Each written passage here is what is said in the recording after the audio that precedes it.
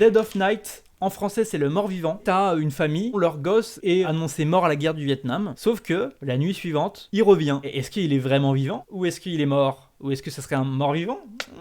J'ai été extrêmement surpris de ce film que j'aime beaucoup.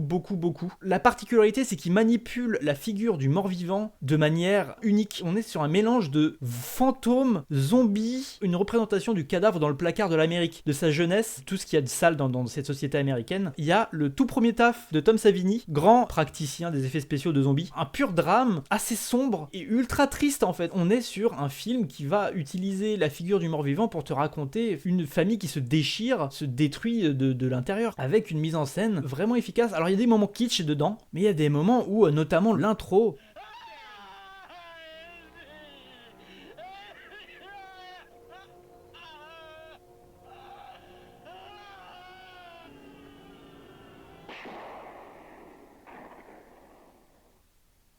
et là,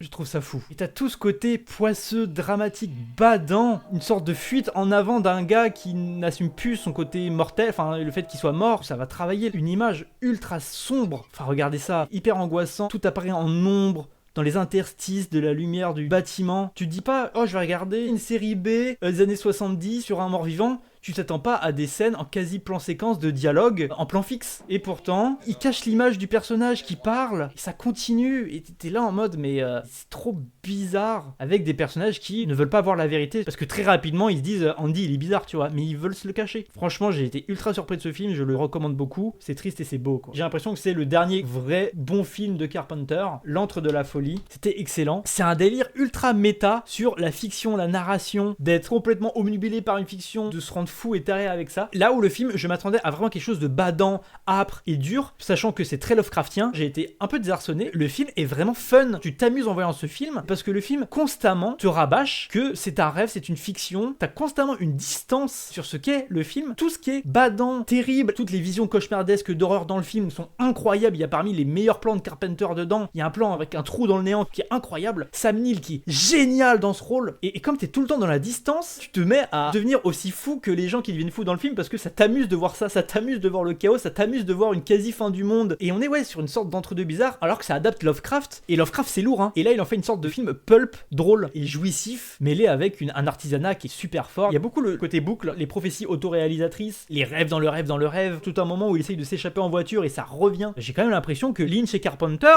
moi j'ai pensé à Lost Highway, hein, le moment où il essaye de s'échapper en voiture, hein. C'est vraiment excellent.